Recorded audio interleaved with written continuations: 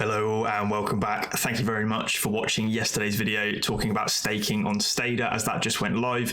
Absolutely crazy reception in general across the board for the staking solution of those HBARs. I'm going to be talking more about the staking rewards later on in this video, as there's been lots of questions on not only my videos but across Twitter and sort of Discord servers that I'm in, talking about why the APY appears to be very low currently. It's not, it's because it's under the current locked phase. There are several different phases or stages of the staking platform as it rolls out, and I'll sort of cover those with some mathematical examples later.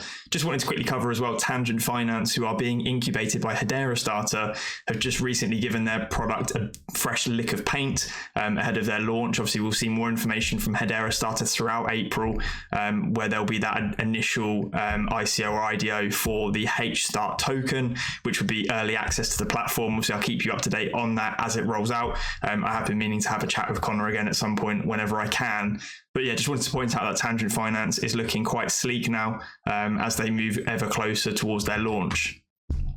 If I quickly flick over and we just quickly talk about Hedera as well yesterday in general, so LUNAR crash, covered them several times on the channel before, obviously looking at social sentiment. So the Hedera Hashgraph social dominance measured daily hit 0.441%, which was 57% above the 30-day average. So the social volume was up 65%, social dominance being up 70% on the day. Social contributors up 12%, and the bullish sentiment being nearly 120% up. And obviously a lot of this was generated via the Stader Labs launch of their staking platform. So flicking over and actually talking about some of the stats of that. So Stader recently released a summary tweet of yesterday in general.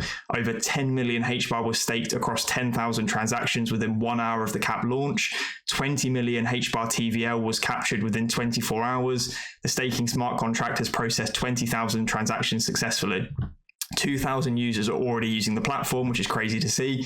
Obviously, there was some trouble at the beginning getting those staking transactions in because there was so much demand. Currently, they are monitoring the transactions and contract performance, and will be announcing the date of lifting the caps. Now, in their early Medium articles, they spoke about 3 to 7 days being the lift-off point for those caps. Once we lift the caps, rewards will skyrocket to a minimum of 300,000 HBAR per day. So get ready to earn some huge staking rewards. Now, that's what I'm sort of going to try and cover in this video now. So on the Stader platform itself, again, this wallet was what I ran through yesterday. You can see obviously I've got 1,000 HBAR here, and the APY is currently sat at 2.936% with a TVL of 24, nearly 25 million or so. So if we kind of throw that in against their criterion measures, this is the phases I was talking about over on Twitter, we can see they've rolled out in phases. So that at the moment, we're within this capped launch section where the transactions were limited to 1,000 HBAR, but also the emission rate. Now, the emission rate is effectively the pool size from which you receive the staking rewards. This emission rate within the first 24 hours, or for every 24-hour epoch, which is the compounding period, an epoch, every 24 hours, they're only adding 2,000 HBAR currently to that pool. So obviously that's a very small pool. And because the total value locked of HBAR has increased rapidly to nearly 25 million within the span of 24 hours, that 2,000 HBAR being divided by the 25 million already sat within that pool works out to be roughly the 3% that we're currently seeing. Now, once this gets lifted, so we can see here, this will last for 3 to 7 days, after which the cap will be removed and phase 1 will start. As we move towards phase 1, we then have these, or the other 3 phases, there is additional criteria to be met, and then that determines the emission rate. So the main 2 that I'm going to be looking at is phase 1 and 2 because the information is readily available. But phase 1's criterion is the total value locked being less than or equal to 200 million HBAR. But we currently fulfill that phase 1 criteria. We're sat at, say, 25 million HBAR.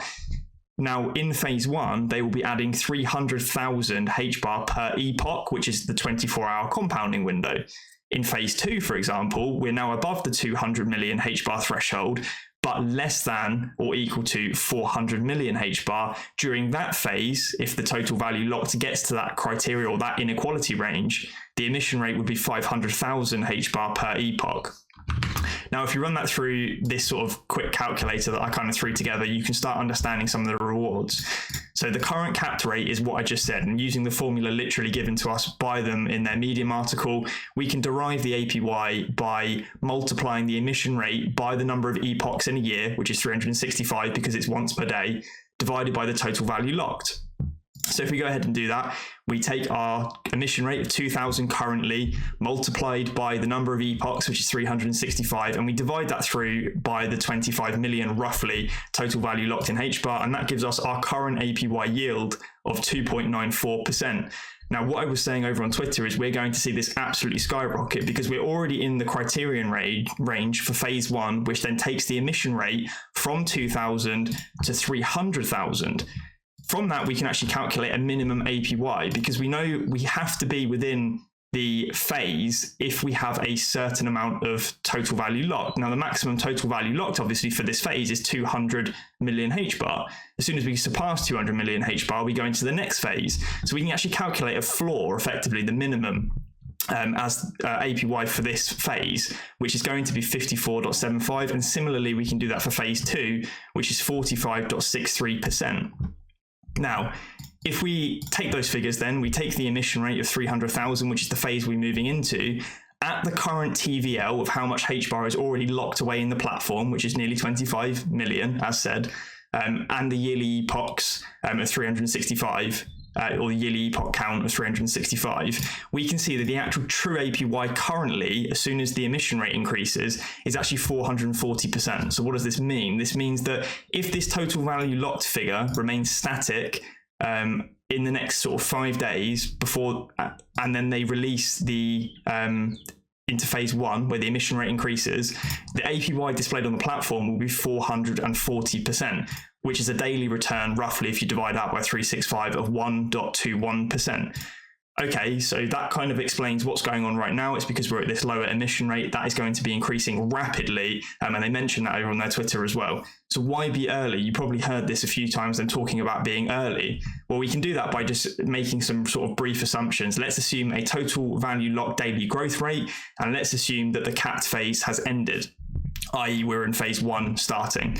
So if we assume a 5% growth rate, i.e. each day, the total value locked is going to be increasing by 5% day on day, and it's just going to compound into the future. Now, that's quite a dramatic example, but it kind of illustrates the point. Let's say you staked 5,000 HBAR, we can work out the phase yield from that. But what happens effectively is the APY we can see here starts at 440%. In the second day, because the total value locked has increased by a further 5%, our emission rate per epoch is still 300,000 HBAR. The APY has now dropped to 420%, and we can see our daily rate begins to decrease here. And as the days go on and the total value lock steadily increases, the APY drops off quite dramatically, to the point of which we actually see, if we get to day 47 and we take a Pareto 80-20 rule, that 24.45% of the rewards for this 60-day period are actually generated within the first 47 days, and the remainder, 1.81%, is generated in the last 13 days. So you benefit exponentially from being in the pool early for those early 47 days than the next 47 days. For example, again, if we take here the daily rate of the first 10 days, we can see that sort of sums out to roughly be 10%, whereas the daily rate for the next set of 10 days is only 6%. So you've got a 4% additional yield for being in the first 10 days rather than the second 10 days of the staking pool as the total value locked increases. I hope this kind of paints the picture of why getting into this early is of importance, because like I said, as that total value locked increases, as more HBAR enters the pool, the APY will continue to drop over time. However, if you're in the pool early, you're in there for more compounding epochs at the higher APY. Therefore, you yield more HBAR in return. So we can see here on my staking example of 5,000 HBAR, after sort of 60 days, you would have yielded roughly 24% based on how that's kind of run through. So it again paints the picture that you want to be early in this, and we're going to see some very high APYs for the beginning stages of these staking pools, and it's all dependent on how much HBAR gets staked.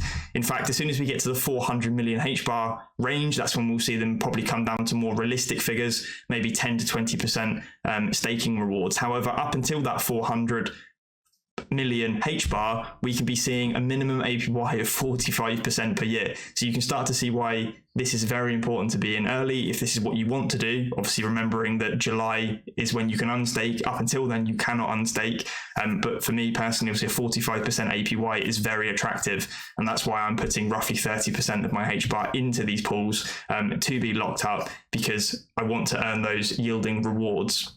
And not just that, I want to earn the higher rewards while I can before the pool drops off, as more people enter the pool. So hopefully this kind of brings a bit of understanding as to how these staking rewards work and why it's important to be early, and also why at the moment you're seeing a staking yield or an APY of say 3%. That's kind of all I wanted to cover in this video today, guys. I hope this sort of makes a bit more sense with the staking rewards. Drop any comments sort of down below. I'm happy to sort of answer any of them. Make sure you subscribe for future videos. There's tons more stuff coming to do with the Hedera ecosystem, staking, DEXs, lots of other stuff coming. I'm still waiting on some announcements from 𝗟𝗜𝗡𝗧 and Hedera Starter regarding the products they're looking to release. Anyway, I'll catch you on the next one. Cheers.